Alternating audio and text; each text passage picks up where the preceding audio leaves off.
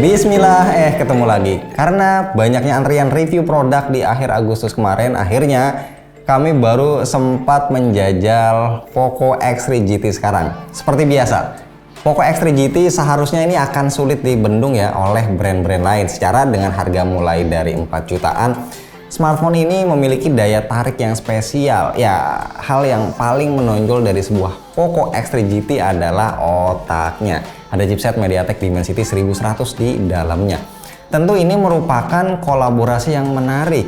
Kita tahu Poco adalah line up smartphone Xiaomi yang image-nya ini anak muda banget.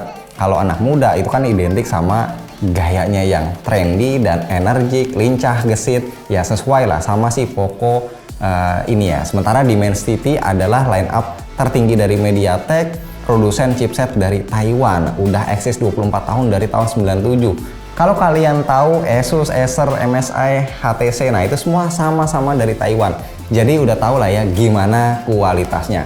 Oke, so kita tahu seri Dimensity memiliki range produk yang luas. Misalnya Dimensity 700, 800, dan 900 untuk seri mid range. Lalu ada Dimensity 1000 series untuk kelas tertinggi.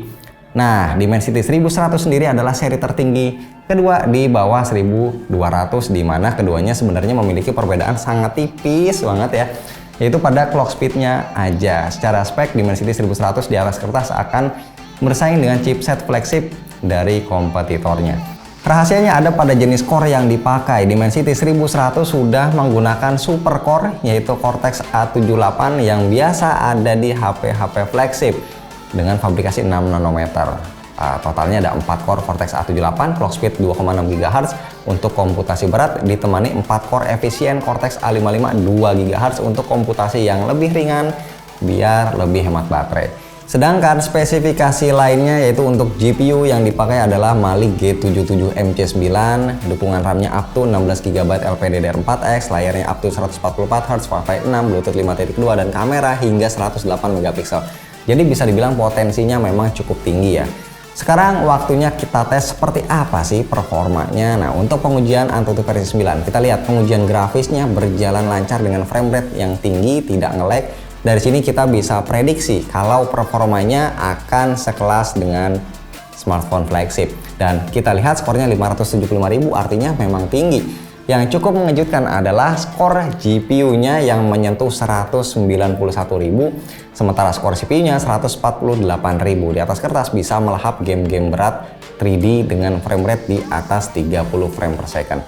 Selama pengujian terjadi kenaikan temperatur dari idle 35 derajat Celcius naik jadi 42 derajat Celcius, tapi suhu segini masih sangat aman. Untuk lebih meyakinkan, kami juga melakukan stabilitas menggunakan 3D Mark. Poco X3 GT bisa menjalankan 20 kali pengujian grafis nonstop dengan suhu full load di 49 derajat Celcius.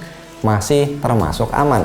Dan tingkat kestabilannya, wah ini luar biasa ya, di 99,4%. Nah, bagaimana dengan real world bermain game? Kita tes dengan 2 game yang lebih ringan dulu. Kita pakai Mobile Legends, dan game yang lebih berat adalah Genshin Impact. Hasilnya kalau untuk Mobile Legends sih ini tidak ada kendala sama sekali, lancar kayak jalanan tol yang sepi. Sedangkan Genshin Impact lebih nyaman di grafis medium, di mana frame rate yang kami dapat itu berkisar antara 35 sampai 45 fps. Dimensity 1100 juga mendukung 5G, bukan 5G yang basic tapi sudah dual 5G, jadi kita bisa melakukan panggilan voice call dengan 5G yang tetap aktif ketika nelponan atau menelpon dengan kualitas suara yang lebih jernih menggunakan jaringan 5G itu sendiri. Disebutkan juga ada mode elevator dan HSR atau High Speed Railway. Singkatnya, dengan mode ini jika kita kehilangan sinyal 5G, misalnya kita masuk ke dalam lift, nah begitu kita keluar lift, smartphone bisa kembali menangkap sinyal 5G dengan lebih cepat, tidak akan mandek di 4G ataupun 3G. Dan satu lagi yang menarik yaitu fitur Ultra Safe Power untuk bisa selalu terhubung dengan sinyal 5G tapi dengan konsumsi daya yang lebih irit.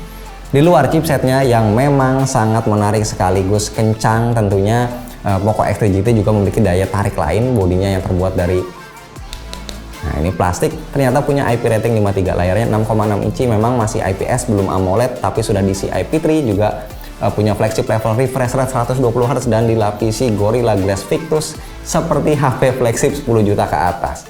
Lalu baterainya selain besar dengan kapasitas 5000 mAh, tapi juga sudah mendukung daya 67 watt yang hanya membutuhkan waktu sekitar 40-an menit aja untuk full charge.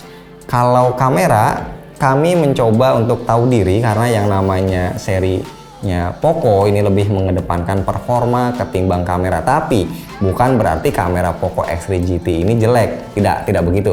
Dia punya 3 kamera, ada 64 megapiksel wide, 8 megapiksel ultrawide, dan 2 megapiksel makro. Nah, untuk rekam video bisa 4K 30 fps. Dan juga dari segi desain, ini menawarkan tampilan yang berbeda dibandingkan seri X lainnya.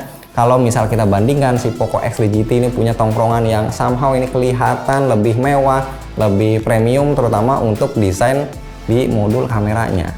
Dan jangan sampai lupa untuk dibahas, ini poin sederhana tapi sangat penting, Poco X3 GT punya dual speaker Dolby Atmos yang bikin nyaman dan enak untuk dengerin suara film maupun game.